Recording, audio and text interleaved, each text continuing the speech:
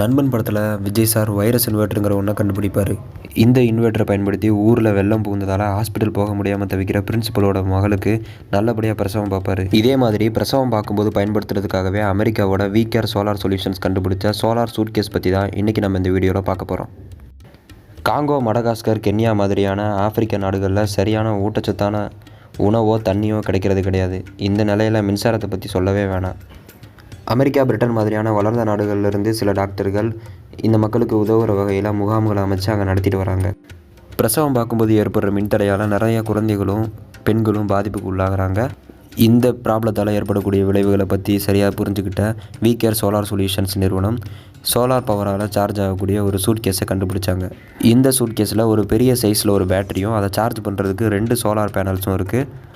அதுபோக இந்த சோலார் சூட்கேஸ்லேயே பிரகாசமான ஒரு எல்இடி லைட்டும் கொடுத்துருக்காங்க. அடிஷ்னலாக இந்த சூட்கேஸில் ஒரு பேட்டரி சார்ஜரும் ஒரு மொபைல் ஃபோன் சார்ஜிங் போர்ட்டும் கொடுத்துருக்காங்க.